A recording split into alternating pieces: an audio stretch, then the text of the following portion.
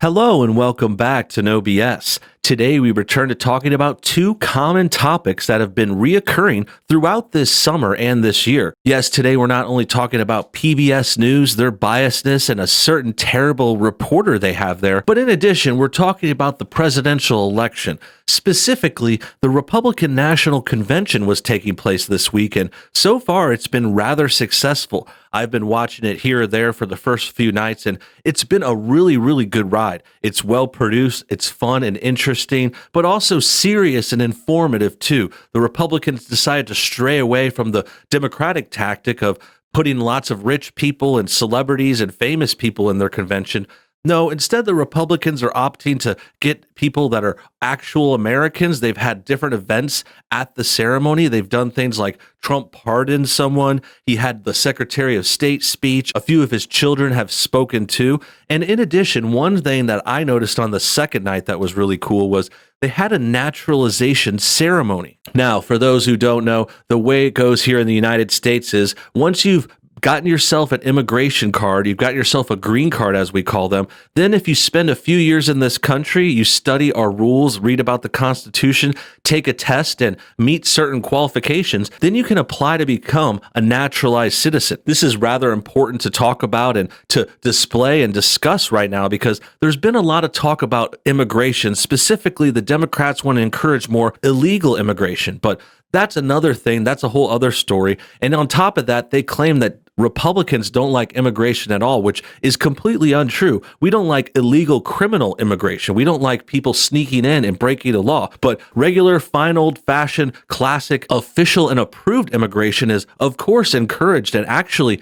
it's highly welcomed. And that's why the president and the Republicans decide to have this naturalization thing at their ceremony. But the Democrats have obviously become triggered by this, specifically one PBS reporter named Yamiche. So we're going to get into that story today real soon. We're going to talk about the event, the convention, Trump, the naturalization, and this PBS news anchor who's getting rightfully burned for being very against this. We'll talk about all that soon. So let's get right into it. This article has more details. It says PBS News Yamiche Alcindor pretty triggered by that naturalization ceremony during the RNC. Now, before we get into it, I think it's pretty clear that the reason a lot of Democrats are getting upset this week is mostly because they realize the Republicans are having a good convention. They're doing a great job. The performances are well done. The production is very interesting, and it's totally putting the Democrat convention to shame. You see, last week when we were talking about the Democrat one, no one was getting mad on the Republican side. We were just laughing at them because it was so bad. It was so gosh darn cringy and out of place and awkward. And they're trying to do this Zoom convention with the live streams and the phones and the internet, people on their laptops. It really came off like off kilter. And that's why we just laughed at them. But now you could see a different reaction because it's a different convention. This is a good, successful convention. So the opposing side, the Democrats, are getting triggered and mad, as you'll soon see in this story. Let's go ahead and read on. Just between us, we get the idea from following PBS News Yamiche Alcindor on Twitter that she leans to the left just a bit. Yeah, they're being obviously sarcastic. Sure, she reports the news, but then follows up with some subtle editorializing like, think about that. During the Republican National Convention Tuesday night, President Trump witnessed a naturalization ceremony. Today, the President, Donald Trump, welcomed 5 of our newest American citizens as they took the oath of allegiance to the greatest nation on earth. We are one proud American family. And here you can see the video. Maybe we'll check a clip of that soon, but I think you guys already get the point, It's a naturalization ceremony at the convention. Trump gave a little speech and congratulated them. He took some photos. We saw these 5 different minorities from all over the world, these 5 different characters who were very happy to become a part of this country. And it was a good scene. It was very uplifting. I actually got touched by it myself. I feel like this is a good time for Americans to get proud, to get together, to stand strong. Let's not divide things like what the Democrats want to do. Let's unite and show that really this country can have a lot more future than we can claim. I mean, they act like we're falling apart and it's going downhill, but I think America still has a lot of gas left in it. Here's the first tweet from Yamiche, and here's what we get for our tax dollars, as this article puts it. You see, we got to note this before we read on. Yamiche works for PBS, a public broadcasting service. They're paid for by our tax dollars mostly. Sure, they take some donations too, but a good deal of their budget is from American tax dollars. And basically, in this situation, we're paying for this Yamiche character to spread liberal propaganda. She's essentially a Democratic cheerleader. That's what I noted. I've actually tweeted about that a few times when I responded to her. She doesn't come off as a reporter delivering information, especially for a public broadcasting service. She acts like she works for the Democrats, or she's like a fanboy or something. Like, she acts like she's doing everything she can to kiss the Democrats' butts and also shame the RNC and the Republicans, as you'll soon see. With that said, let's read the tweet before we move on. RNC is showing a naturalization ceremony conducted at the White House. Left unsaid, Trump has brought legal and illegal immigration to a near standstill. Trump separated hundreds of immigrant kids from their families. Trump continues to push for the wall to keep immigrants out. What? As Jason says, in the next response, he says they're panicking. Yeah, this is a very desperate tweet. It is wrong on all levels. We'll break it down beat by beat, but essentially you could tell she's big mad. You know, this is really, really cringe. She knows how good it looks to have this ceremony, how energetic it'll get people, how it'll show the Democrats are wrong when they say we're all racist and we're all against immigration. That's not true. This is all falsehoods in this tweet too. This is not reporting.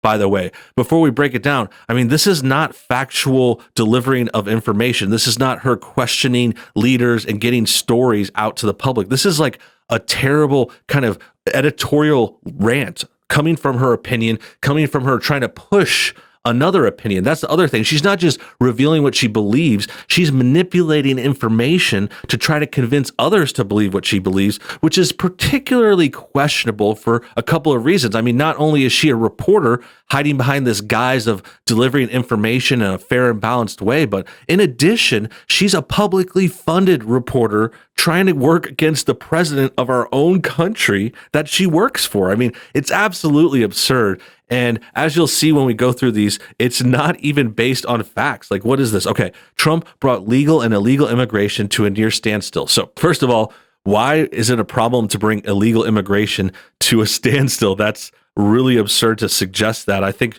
it's going to show she thinks illegal immigration is okay, which is totally absurd. Like, you're encouraging crime and then bringing legal immigration to a standstill. Let's see. Why would we want to bring legal immigration to a standstill? Well, could it possibly be the fact that there's a pandemic crossing this country and the world? Could it be dangerous to bring in new people in light of this situation? I mean, I don't think it's impossible to keep a little immigration going and test everyone and put them in quarantines or whatever you have to do. But if you need to slow down immigration in the middle of a crisis, that's totally understandable. Okay. Next, Trump separated hundreds of immigrant kids from their families. That's actually a policy from the Obama era. Obama is actually the one who built those cages and made this thing happen. He separated immigrants from their kids for many, many years. It wasn't an issue back then. And Trump carried on that policy, sure. But let's keep in mind, these aren't like innocent people. This isn't like, oh, Trump is ripping them out from their parents' hands right on his own. Like, no, this is the immigration services conducting a process and a plan and a law that they've been doing for years. And they continue to do it once Trump transitioned into office.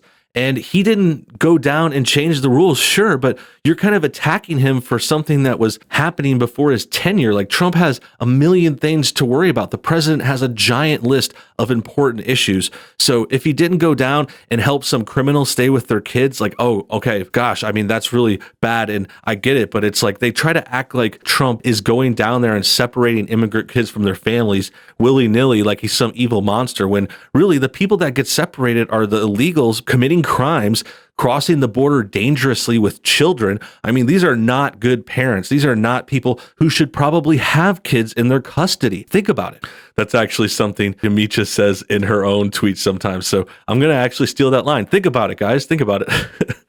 Okay, last point says, Trump continues to push for the wall to keep immigrants out. Interesting. Very interesting way to put it. Well, let's keep in mind, he's keeping out people that aren't legally immigrating. Like, yeah, we're going to put up a wall because we don't want people just walking across the border, coming in willy-nilly. Like, that's obvious. We're a major country with hundreds of millions of people. Every country in the world has a border that they secure, by the way. Every country keeps track of who comes in and out, besides maybe a few outliers or a few countries that don't have the budget or, are kind of whatever, either corrupt or too poor to handle their borders completely. Like, yeah, sure, you could sneak into other countries, but that's a problem. And really secure, proper first world countries control their borders, and putting up a wall is just a way of helping secure that. It's not like some kind of crazy illegal thing. It's not some kind of like out there thing. Like, if you buy a house on a big lot, you might put a fence around it to protect yourselves. Like, that's normal. That's actually encouraged. That's something that smart people should do. And it also should be pointed out that, of course, he's keeping out not immigrants, not official people trying to come here legally. He's keeping out criminals trying to break in. Are you going to let people break into your house, Yamiche? Like, are you going to take the fences down on your backyard and just let people walk in and out? Are people allowed to just climb in your door or your window whenever they want? It's like, no.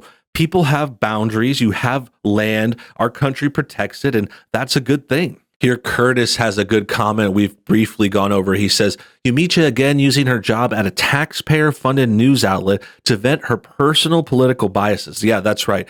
She is editorializing too much. She's going after Trump, supporting Democrats, and using her whole account and persona to spread liberal propaganda. I mean, look at these lies and these mis and half truths that we already went over in this initial tweet. I mean, it's a really bad look for Yamiche, for PBS, for the Democrats too. It's showing that they're panicking, they're struggling, they're scared of what's going to happen in this election. And I really think they should be. I mean, at this point, as of recording this video, the convention isn't over, but the Republicans' first couple nights have been killing it so far. So I predict it's going to end with a real big bang. It's going to be a good showing. Trump's going to get a bump in the polls, a bump that Biden wasn't able to get with not only his convention, but his vice president picked it and give him a bump in the polls that he hoped for. So I think the Republicans are going to come out on top, but it's still early too. So everybody hang on to your seats, keep paying attention, get ready to vote, all that good stuff. It's still coming, but this is a good sign. That about wraps things up. I hope you guys enjoyed today's video.